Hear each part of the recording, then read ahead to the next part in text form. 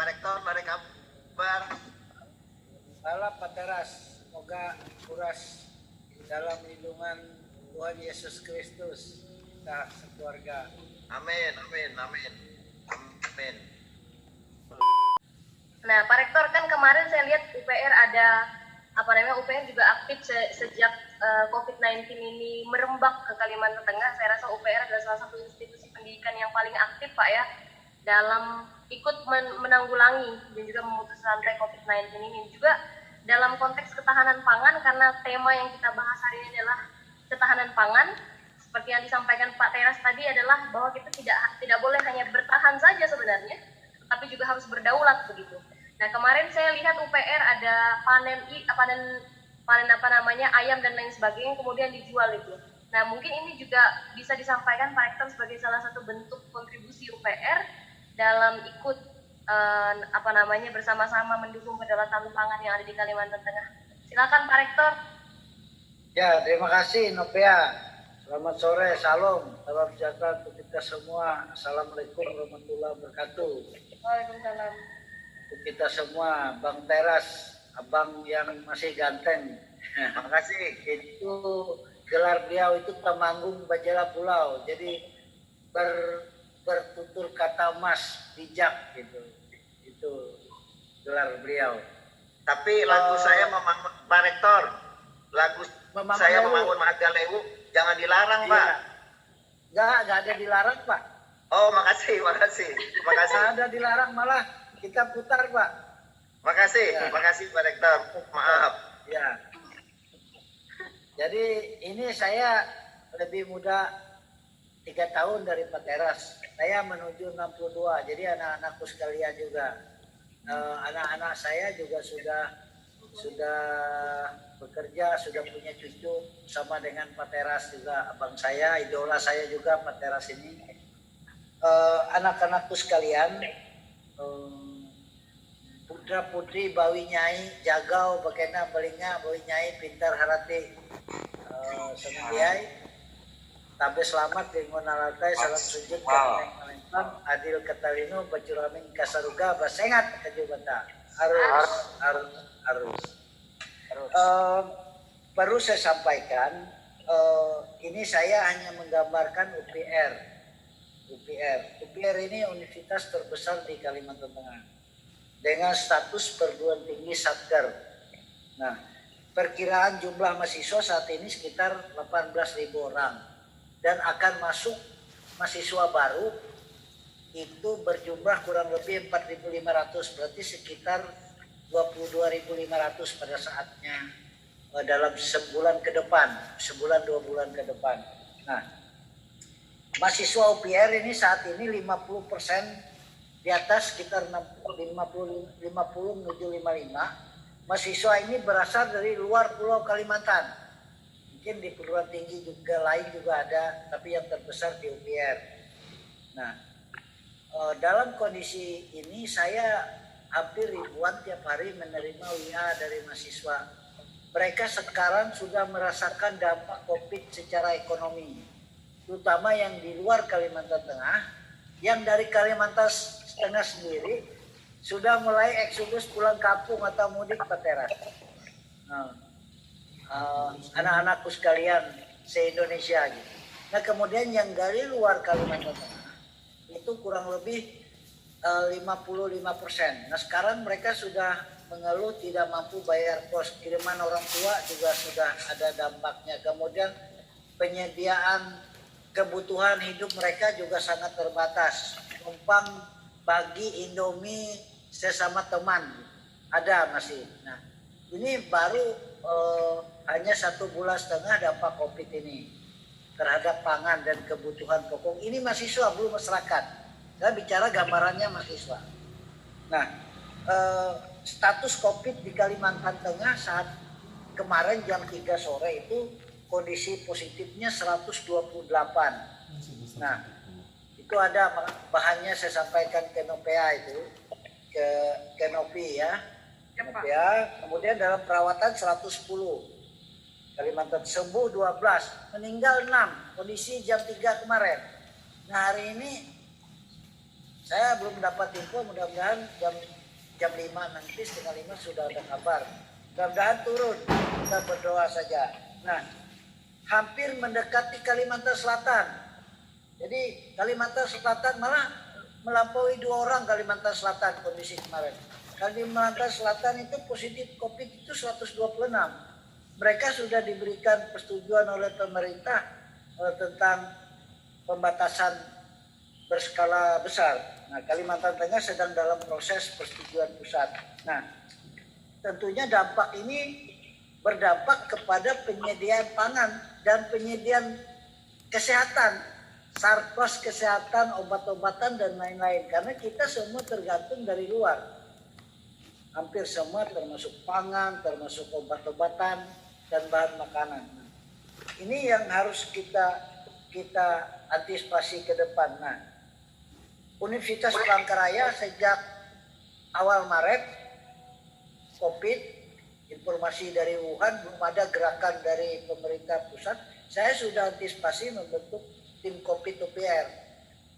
Nah, itu ada surat keputusan rektor itu 120, nomor 120 UN-KU 2020. Jadi saya tugaskan tim dari Fakultas Kedokteran bersama dengan pimpinan universitas saat itu melakukan kewaspadaan dan pencegahan penularan COVID dari tindakan promotif dan preventif di lingkungan UPR. Malah sudah masuk YouTube, malah ada sosialisasi tentang COVID ini bahasa Dayak Ngaju, Pak Teras.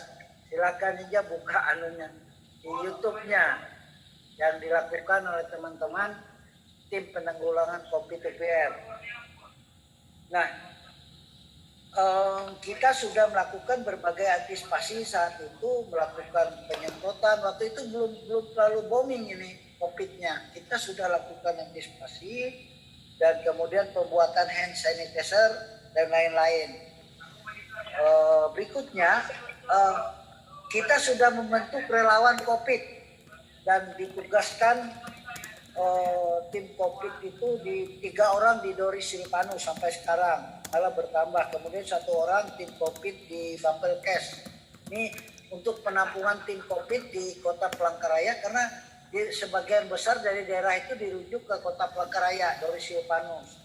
Itu tempat penampungannya di ini Bapelkes yang Yusudarso, yang sering tempat orang menikah itu untuk penampungan sebagian yang memang terindikasi COVID. Nah, kemudian itu di situ 1 orang kita tempatkan UPR, 3 orang buatan tim COVID sebagai tenaga ahli kesehatan.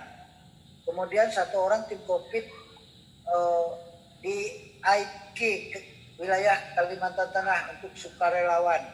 Rata-rata mahasiswa kedokteran. Saya ingin ke depan ini ada mahasiswa selain kedokteran gitu, baik di universitas lain maupun sekolah tinggi yang ada di Palangkaraya. Nah, supaya membentuk sukarelawan ke depan dalam hal kita membatasi orang ini, pergerakan orang per orang antara wilayah berskala kecil. Nah, adaptasi penyelenggaraan pendidikan sudah kita lakukan full 100% daring.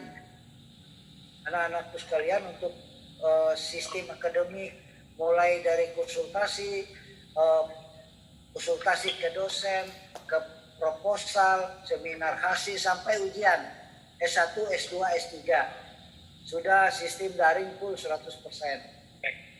Nah, memang ada kendala kadang-kadang kita di Kalteng, Pak Teras juga tahu bahwa masalah sinyal kadang-kadang sering gangguan karena kita sering hujan, petir dan lain sebagainya.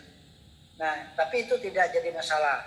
Dan berikutnya, sekarang kita lakukan itu Pak Teras, Bang Teras, anak-anak ada gangguan penyediaan pulsa. Mahasiswa ini kan terbatas, kiriman sekarang sudah semakin menurun. Ada mahasiswa yang saya menangis dalam hati. Ada mahasiswa, Pak, saya tidak bisa ikut kuliah daring karena kuota saya nggak ada. Nah, kemarin kita lakukan kebijakan dari universitas memberikan kuota kepada mahasiswa terutama dibatasi mahasiswa yang bidik misi atau tidak mampu, kemudian mahasiswa yang peringkat grade rendah, jadi orang tuanya dianggap tidak mampu tapi masih bisa membayar UKT dalam bentuk yang paling rendah, jadi golongan 1 dan 2. Jadi jumlahnya sekitar 6.000 orang. Nah itu sudah kita anggarkan dan sudah kita lakukan revisi karena Universitas Palangkaraya ini satker. Jadi perguruan tinggi satker, jadi bukan perguruan tinggi BLU, Badan Layanan Umum, bukan perguruan tinggi PTNBH. Jadi ada beda bahwa PNBP kita itu disetor ke kas negara. Kemudian uang kita itu di DIPA itu tidak ada di rekening universitas. Uang cash kita ada di KPPN. Nah kita harus meminta ke KPPN. Nah kemudian di dalam anggaran kita kemarin tidak ada penanganan COVID sehingga kita harus merevisi anggaran. Nah revisi anggaran ini Kemendikbud ini Pak Banteras tidak sinkron dengan Kementerian Keuangan, Dirjen Anggaran dan KPPN. Kita merevisi sampai sekarang 3 minggu ini saya minta perubahan ini belum kelar Pak untuk memberikan pulsa kepada mahasiswa. Padahal ada di dalam DIPA kita ada anggarannya, kita geser merevisi, tapi revisinya ini lamban sekali. Nah apalagi kemarin kita sudah lakukan kegiatan membantu mahasiswa tidak mampu di lingkungan UPR, itu juga tidak ada diambil dari DIPA, tapi diambil dari dana perayaan Paskah mahasiswa Kristen.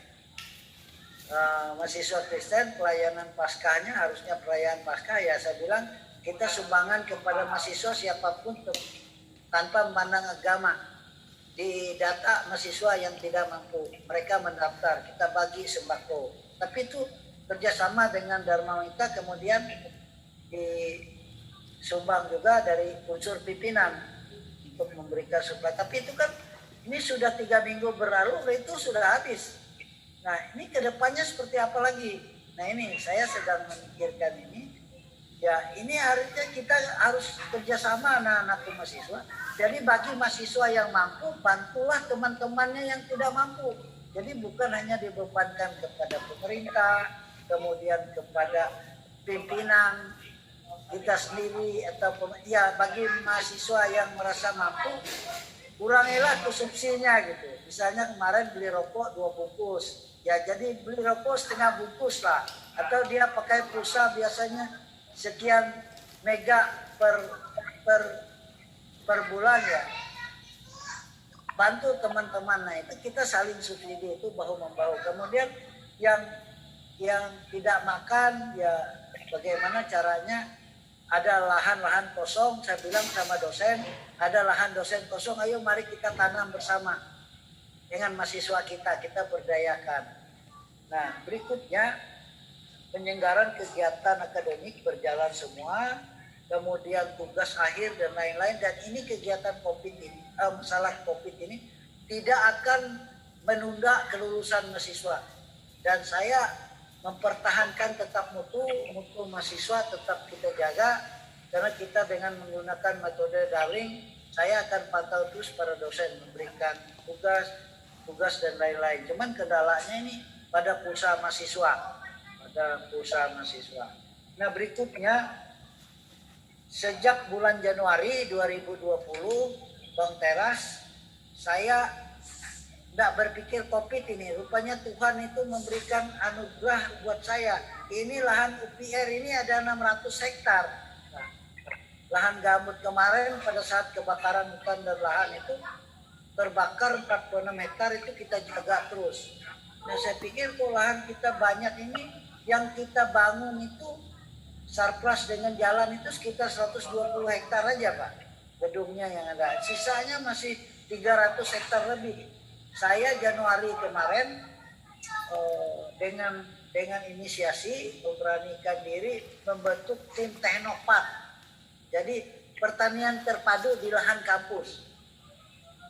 Dengan Ada pertanyaan selanjutnya nih, Mak. ada project manajernya, kemudian mahasiswa, tempat PKL, tempat praktek bagi peternakan, perikanan, pertanian di situ.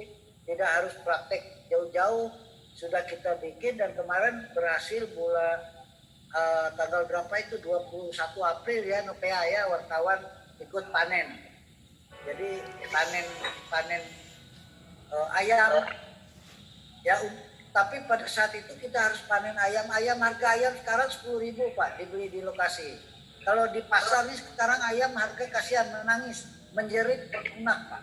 Tidak ada yang beli ayam di pasar. Harga ayam ini bisa kurang dari 20.000 per kilo. Nah, ikan juga turun harganya. Kemarin kita ada 12 kolam ikan, ditanam bambuyu, ditanam patin, nila, berbagai jenis. Hidup Pak. Jadi dengan para profesional, dosen yang lulus luar negeri, masa kalian, saya bilang, kalian mengajar perikanan, peternakan, kok kalah sama orang petani yang lulus SD, SMP. Saya bilang, masyarakat di sini bisa praktek, para petani bisa praktek di UPR, dan itu berhasil kita Pak panen tanpa melihat keuntungan gitu. Tapi yang penting mahasiswa bisa diberdayakan di sana. Saya sudah menyiapkan yang sudah produktif ini 5 hektar Pak teras, sudah panen, dan masih ada lahan saya siapkan 30 hektar di sekitar kampus. Nah tinggal mahasiswa kita berdayakan nanti untuk tadi pendukung pangan itu. Karena apa? Kota Palangkaraya ini inflasi dipengaruhi oleh harga daging, telur ayam, dan harga daging ayam juga berpengaruh. Tapi pada saat kondisi COVID rupanya karena ekonomi masyarakat kita ini, ya yang penting ada beras Pak teras, kan nggak mau beli ayam. Sehingga harga ayam anjlok. Jadi bukan karena biasanya harga turun itu, kalau teori pasar itu harga turun apabila jumlah barang yang minta menurun. Ya jumlah barang yang diminta menurun karena ayam, ya enggak makan ayam kan orang tetap aja hidup Pak. Enggak makan ikan bisa aja hidup, jangan makan jagung, makan beras. Jadi beras yang sekarang ini, jadi tapi kita tetap menyediakan pasokan untuk memenuhi gizi masyarakat UPR ini. Ini salah satu cara dengan melibatkan mahasiswa. Kemudian mahasiswa afirmasi Papua. Afirmasi Papua ini kasihan juga Pak, hampir 60 orang. Ya kita suruh mereka ikut kegiatan pertanian terpadu. Mereka ada kolamnya, saya bikin kolam untuk mereka pelihara. Cuman pada saat ini kondisi harga lagi anjlok. Nah berikutnya yang perlu dipikirkan juga sekarang adalah ini mahasiswa ini sudah mulai mengeluh, yang utama dari luar. Anak-anakku sekalian, bagaimana kita bersama-sama ini seminggu ke depan saya lihat akan banyak keluar dari kos Pak, nggak akan mampu membayar kosnya. Karena yang banyak itu mahasiswa kita dari Sumatera, yang banyak dari Sumatera, utama dari Sumatera Utara, kemudian dari Nias, baru itu dari Lampung, Bengkulu, Palembang, kemudian NTT, Maluku. Kalau Papua murni afirmasi, jadi beasiswa orang yang tidak mampu itu beban universitas, dan itu tidak disiapkan anggaran oleh pemerintah di universitas. Nah ini beban kita saat ini. Nah antisipasi ke depan, sekian ribu mahasiswa itu tidak menutup kemungkinan kalau mereka tidak bisa memenuhi bahan pangan mereka, terutama yang dari luar Kalimantan Tengah. Amun orang Dayak itu jarang juga terjadi kelaparan Pak teras, karena lahannya banyak. Dia pulang ke kampung ya nimbul pare, nimbul jawal, datang ke sungai, mancing, menjala, dapat ikan. Tapi kalau mahasiswa dari luar, nah ini yang menjadi beban kita juga, yang kita pikirkan ke depan seperti. Dan tadi pada rapat dengan forum rektor se-Indonesia saya sudah sampaikan ini, dan mudah-mudahan COVID ini cepat berlalu sehingga normal kembali anggaran negara ini. Sedangkan yang jadi masalah ini kan pembangunan proyek ini kan semua di stop Pak, belanja modal di stop, biaya operasional itu juga di stop, kecuali gaji. Nunggu penyesuaian petunjuk lebih lanjut dari Kementerian Keuangan.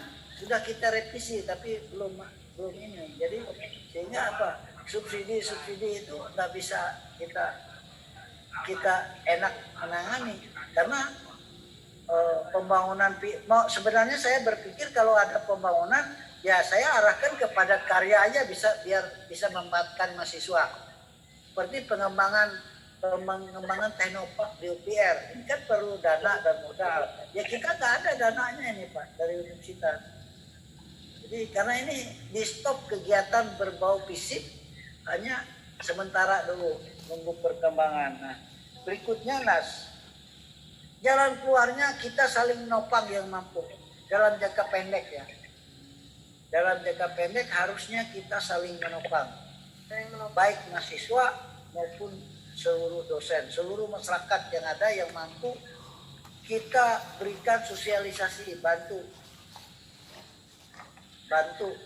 Karena apa? Ke depan ini kalau menurut teori itu walaupun duit ada, walaupun emas bertonton, kalau bahan pangan tidak ada, mati aja Pak, mati semua kita ini. Itu kan. Nah, jadi pangan ini harus kayak di universitas kita punya lahan di Hampangen ada berapa hektar, 6.000 hektar. Itu ya seperti Pak Teras katakan memanfaatkan lahan-lahan kritis, marginal harus kita. Tapi duit berkue, uangnya dari mana? Nah, itu ya penting. Tadi saya sudah bicara di dalam forum rektor, supaya ini disampaikan ke Menteri. Kami akan menyampaikan forum rektor ke Menteri. Karena tidak bisa anggaran kami untuk mengalihkan begitu saja, mengalihkan revisi yang sudah disetujui, tapi PIE juga belum bisa mengeluarkan duitnya karena nggak ada duitnya. Mungkin saya pikir karena DIPA 2020 ya amprahnya kan per triwulan, kemudian triwulan juga kan disiapkan dari devisa negara kan dari pajak pendapatan negara, sedangkan pendapatan negara blank. Ada di DIPA duitnya kosong Pak Teras. Katanya 70 miliar provinsi. Saya nggak tahu kalau pemerintah daerah ini UPR saja. UPR saja.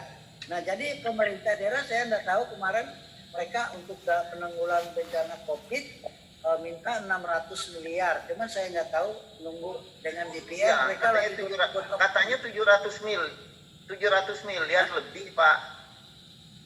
Siapa? Apa? Untuk provinsi.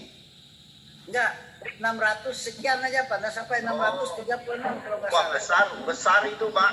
Nah itu belum keluar duitnya menurut Pak Gubernur dan saya bilang sama Pak Gubernur, Anda harus menyiapkan, Anda lakukan pembatasan di Kalimantan Tengah, tapi seperti apa saya upload di dunia maya, kan, kesiapan pangan harus dipikirkan. Pak Rektor nggak ikut potong gaji kan untuk sumbangan? Nggak ikut.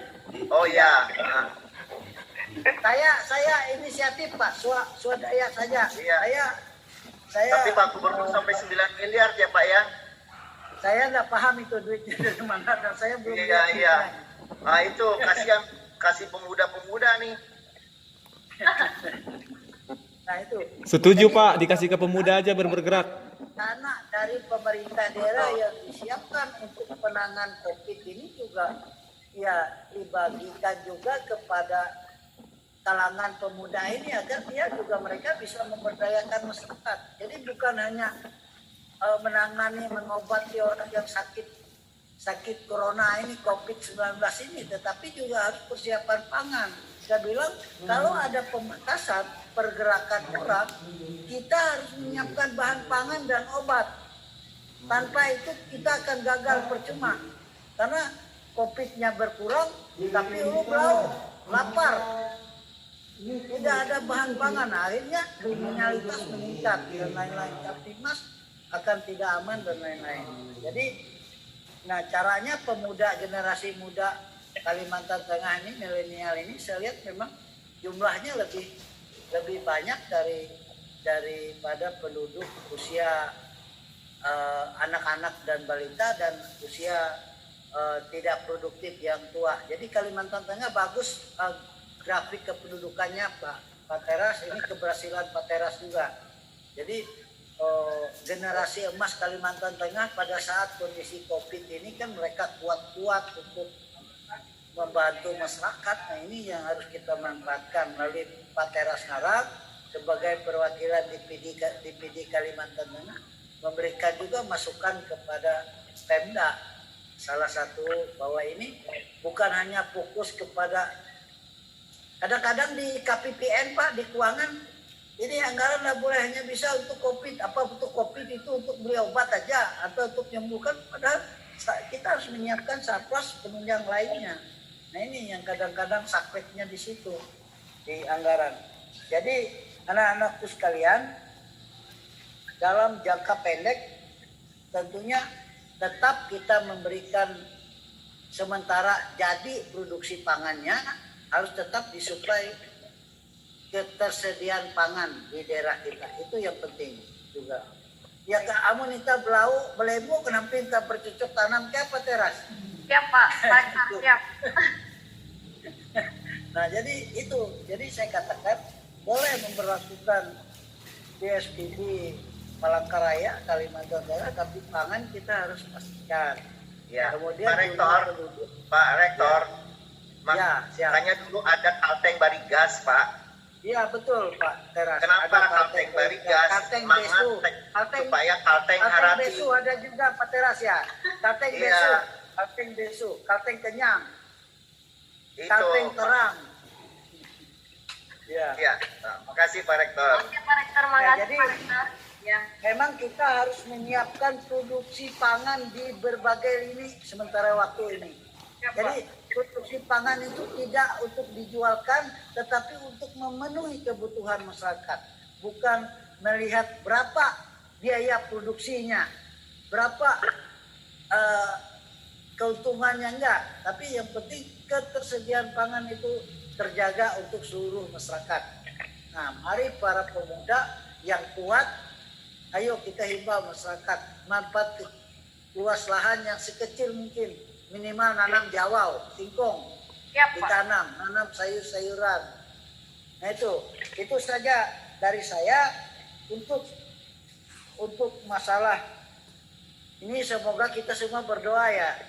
Amin. Semoga Tuhan Yesus, Tuhan Yang Maha Kuasa segera menghalau badai ini. Amin Pak. Terima kasih Pak Jika Rektor. belok nongkulunen kilau belok ngulang arut we. Siap. Ya Pak. Amun Yesus yang pemburi, kita akan selamat. Amin. Terima kasih. Siap. Terima kasih Pak Rektor. Ada beberapa pertanyaan ini Pak. Tampaknya teman-teman sudah masuk ke chat kita. Tadi saya juga menyapa teman-teman dari Jakarta Utara Pak. Ada ini